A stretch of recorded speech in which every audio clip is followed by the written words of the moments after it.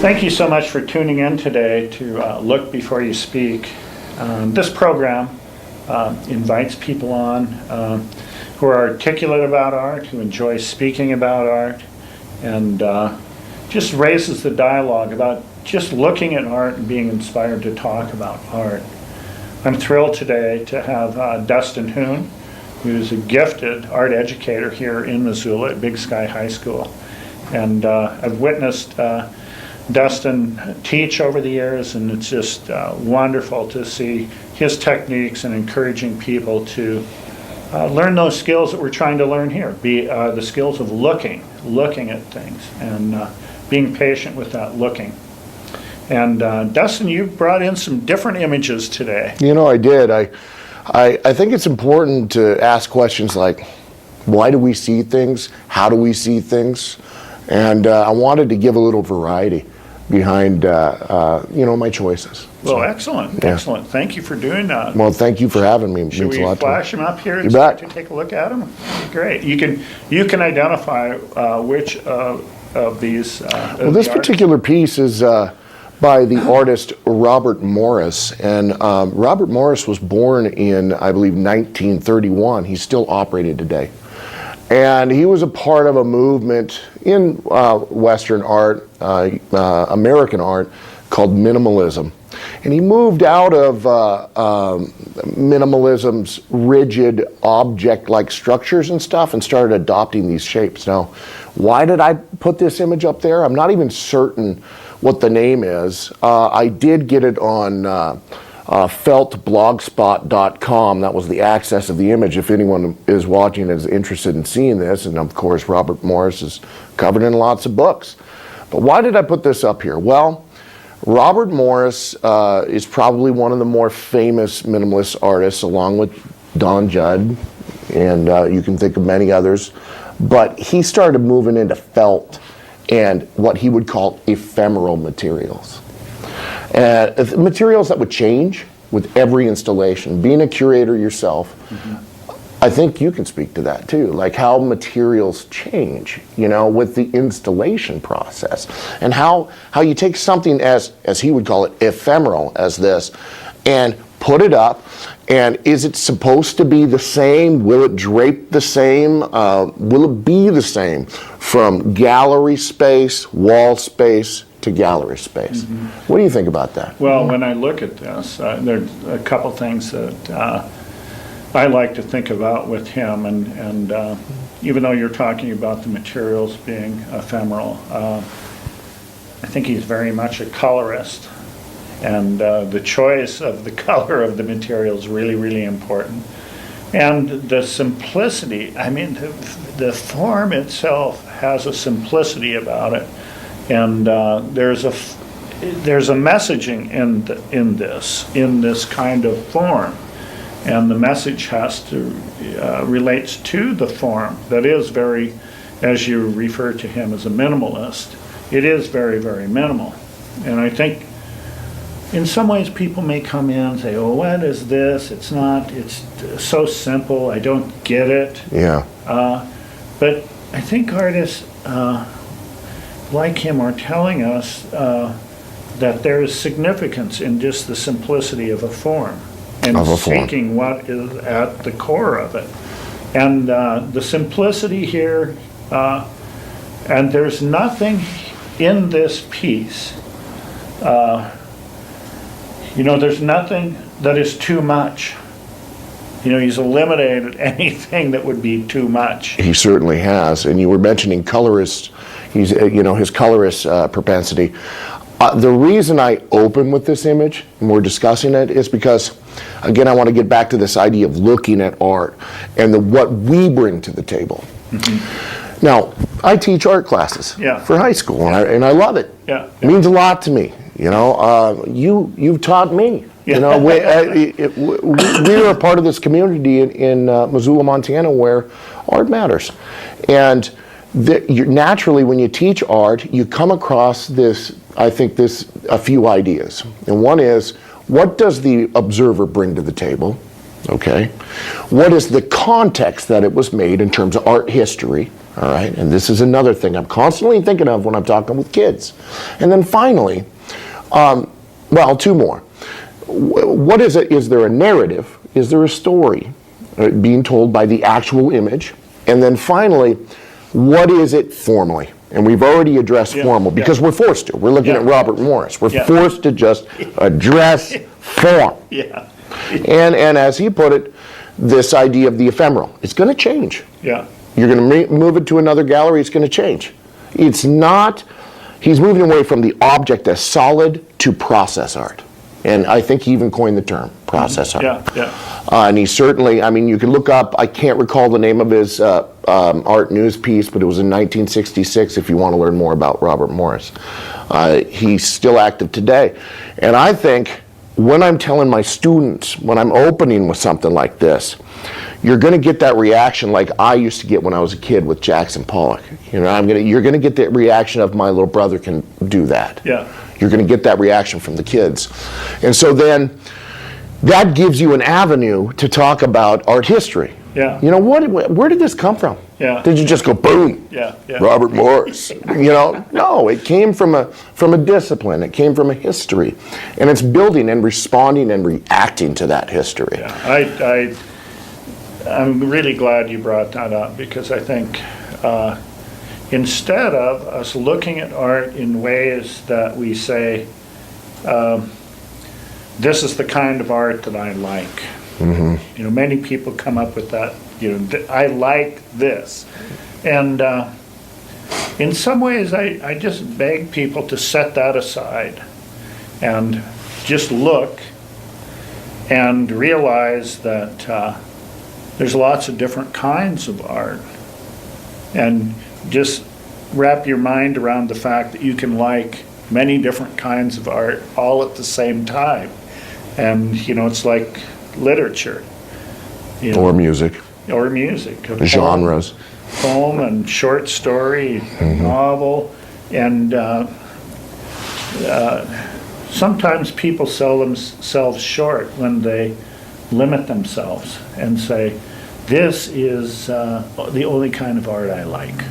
Yeah. So anyway, let's. That's why I like to open up with that. Okay. But we should probably move on. What do you say? Let's look at another piece. Wow. Now, I brought this up because Morris is famous for talking about the non-objectivity of the work. Again, the ephemeral, it changes and stuff. And we're bringing it down to brass tacks, people. It is felt, and I've folded it. Now, Robert Morris is also known for his process art and dance. And I think you can see dance in this. You know what I'm saying, man? Yeah. I mean, I think there's dance in this, but you know what else? I can't help it, Steve.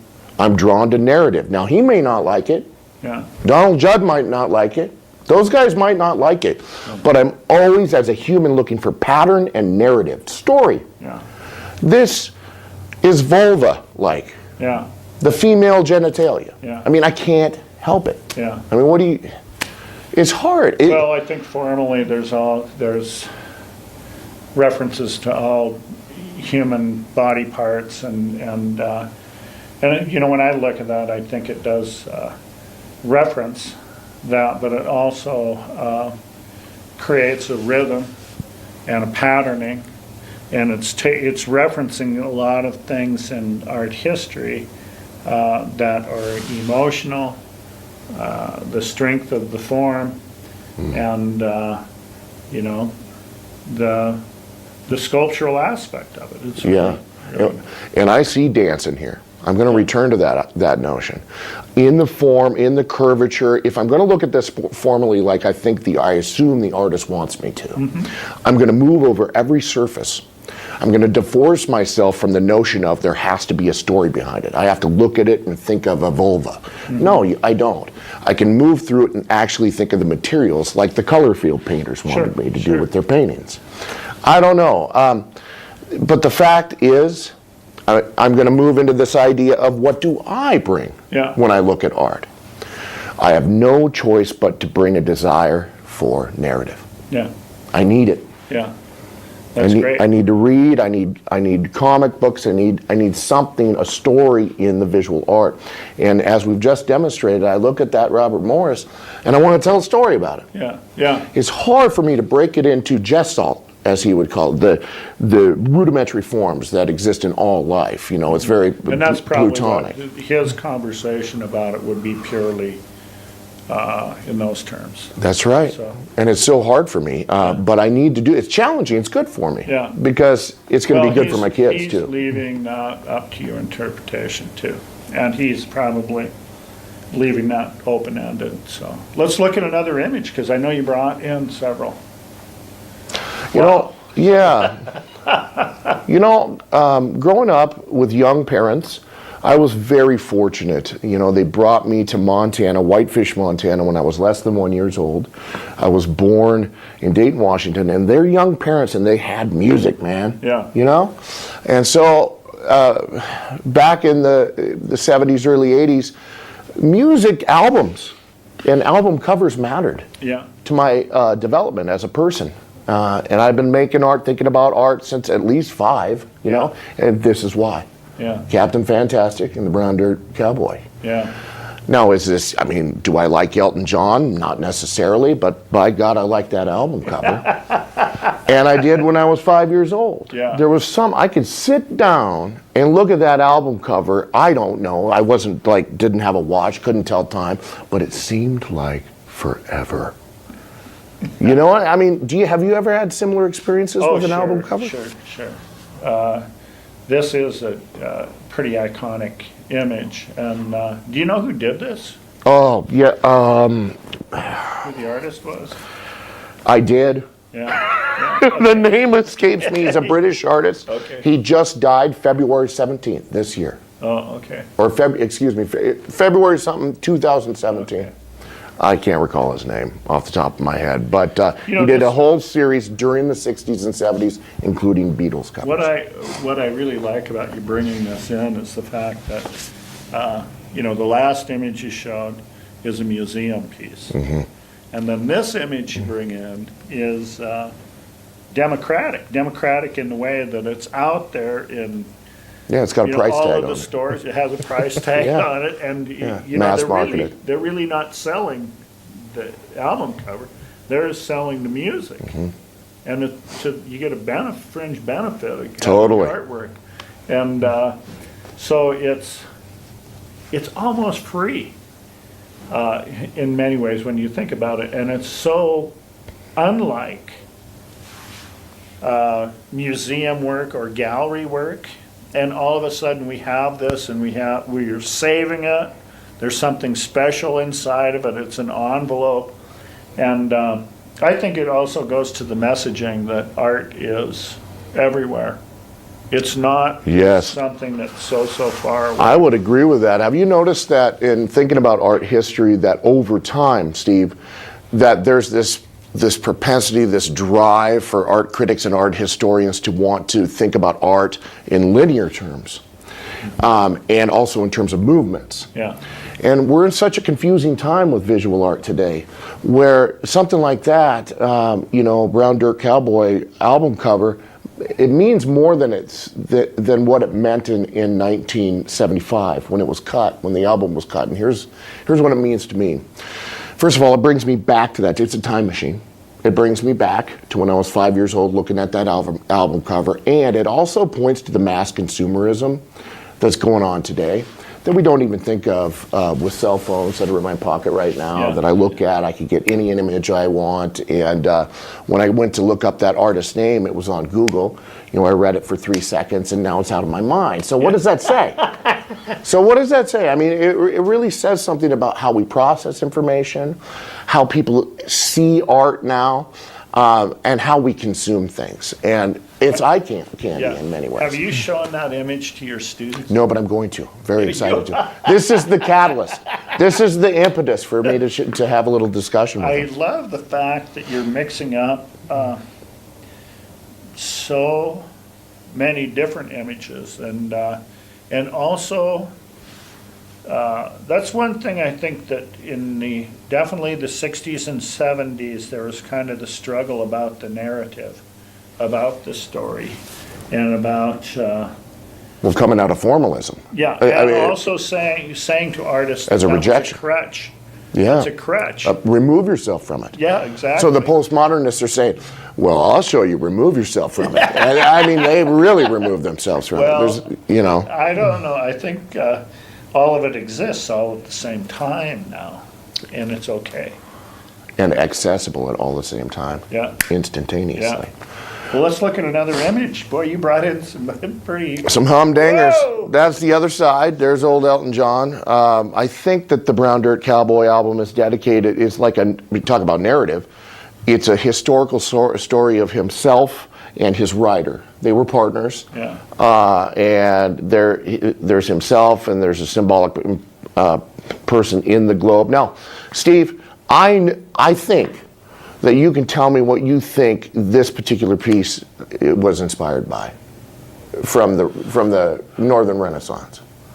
Well, it has a reference to Hieronymus Bosch. It does, yeah. And That's what I was also, thinking. I think during this particular time was kind of the peak of Salvador Dali's influence and popularity.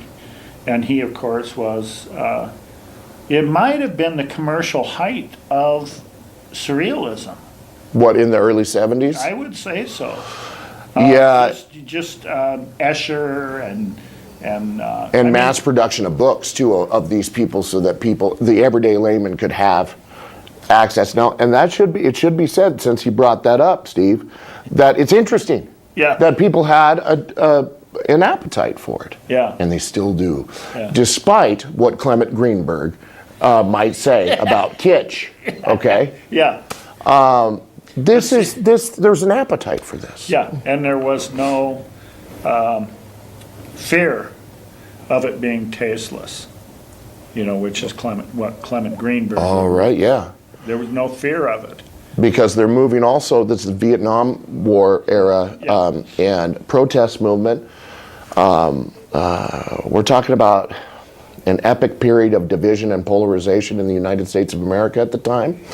And I think that the art, that carefree, surrealistic, and then moving back to the symbolists themselves, Sure. It mattered to young people. Well, I think another related, and maybe we should just temper this before we move on to the next, but there was a lot of drug use that related to the psychedelic art of its day, so that probably fed into it a bit as well. So. You could, as I did when I was 5, 6, 7, you can look at this for hours. Yeah.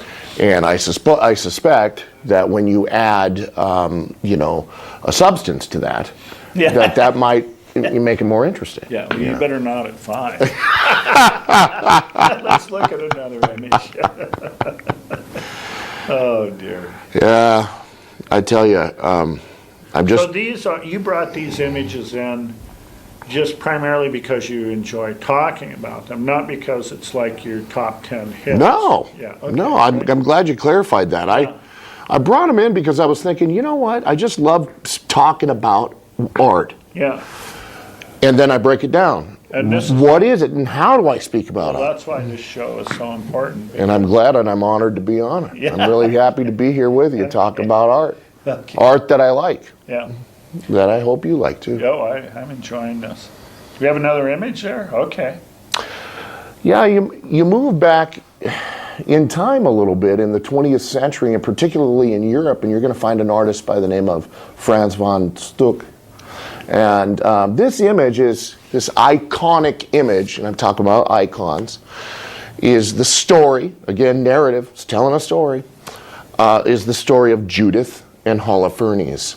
And this is a biblical tale. The Catholicism views this as actually canonical. It's a part of the New Testament or the Old Testament canon, and Protestant Christians view it as apocryphal, the story. Yeah. But you'll find this image or some kind of a modified version of this image throughout the Renaissance, all the way through the modern period. And in fact, images like this, the femme fatale is what they would call this on the continent. Yeah. The femme fatale image. It's a theme. It's thematic. Yeah, they're going back in time and talking about the widow Holofernes. I don't need to necessarily go through the story. I want you to look at the picture, look at what's happening. There's so much going on here. And once we talk about the narrative, we can talk about the formal aspect. Yeah.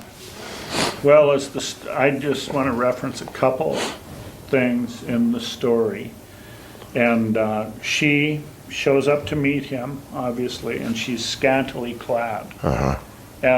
And smelling good, too. And probably smelling perfumes. Yeah. Smelling good. And she gets him really drunk. Yes, she does. And then she cuts his head off. He was the favorite general of the Assyrian king Nebuchadnezzar. And she was a widow. And she, some people have observed that it's about virtue over vice also. Yeah. And also empowerment. And it certainly lent itself into that symbolist movement of the late 19th century and early 20th century. Yeah. Why am I bringing these symbolists in here, Steve? Because they have narrative. They have stories. And I'm drawn to it personally. Yeah. I don't know. Maybe it's my Norwegian Viking roots. I want to tell a tale with some, with some mead. I don't know what it is. But I have to have a story. And those symbolists, they do such a great job of it. Yeah. Well, and I think it brings to light the fact that, I think many times people think of the Bible as being a completely positive document, but there's so much violence and sexuality and humanity. That was just, that is in the Bible, and there are difficult issues. So when artists are inspired to create these images to also tell the story in a visual way, you cannot discount the fact that for most of our human history, majority of people were not literate. Yeah. So the visual arts created this way of telling a story, as shocking as it may be, just like this story. Through illuminated manuscripts and stained glass in the cathedral. Exactly. All these ways to tell the illiterate the story, the narrative, the mythology. Yeah. And it's so wonderful. Yeah. Especially, now let's talk formal. This is a beautiful painting. It's got this wonderful vertical format to it. It's a very, in terms of pictorial space. He's laid out in foreshortening. She's very tall. Look at her. And there's that suggested movement of the sword that breaks free from the picture plane. Then you've got that wonderful V, the sacred feminine down there. And it's so soft, yet there's the pigments are like jewels if you actually get up and look at the surface. Yeah. Beautiful painting. Beautiful painting. Beautiful painting. Cool. Thanks for bringing that in. Let's look at another one. Moving along the lines of symbolists, this is Gustave Moreau, famous symbolist operating in the late 19th century. This particular piece right here is approximately 140 years old. And why do I say it like that? You look at artwork and books and stuff. I actually photographed this out of one of my books on symbolism, published by Taschen. And I did the best job I could. There's a little flashing on the top of the picture, but 140 years. Why did I say that and not just the date of 1876 or 7? Well, because oftentimes we don't think about the context of which it was made. And this is really operating at the same time, right around the same time that the French is moving away. The French painter is moving away from objectivity and representationalism in a way that's different with Impressionism. We're talking about the 1870s. Mm-hmm. The first show, I think, was 1878 or something like that. And when you compare it with this is still stuck not in the Academy tradition, very different in the way that it's painted. It's shallow. There's actually sgraffito. If you look on the back of the actual temple walls, there's sgraffito. 140 years. The time it was made mattered. The fact that they were talking about ancient themes, if you haven't figured out which theme this is a biblical theme, but it's New Testament. And we're talking about the beheading of St. John the Baptist. And at the bequest of Siloam. And you've heard that story. Yeah. I mean, and so are these stories being told now this way, visually? Yeah. Not so much, I don't think. Not so much, I don't think. Yeah. They're told different ways. They're told with literature or movies or what have you. Although I will say that a lot of people have written about this particular work through history. And I think it continues to be a popular theme, and especially the feminists. So. Oh, yeah.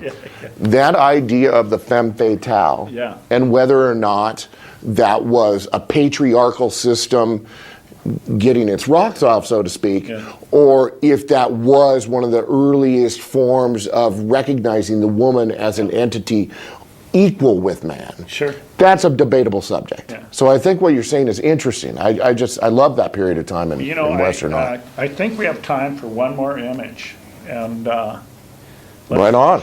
Okay. Jan van Eyck. Okay. You bring a Northern Europe. Yes, I did. Yes, I did. My ancestors are from that area. Yes, yes. But Jan van Eyck, I mean, 15th century, late 15th century, 1400s in other words. And this is the Annunciation. Many people are still familiar with the Annunciation who are not religious people, but they do know the theme of the angel Gabriel telling the Virgin Mary that she would indeed bore a child, and of course of the significance of that child. Sure. And then you look up in the image, and it's again another vertical format. Why? It was a part of an altarpiece. It would have been part of most likely a triptych or something like that. I can't recall. I don't remember. I saw this at the Chicago Art Institute. And it's always stuck with me ever since then, 1997. And actually, when you see a Van Eyck in person, it's the surfaces are gorgeous.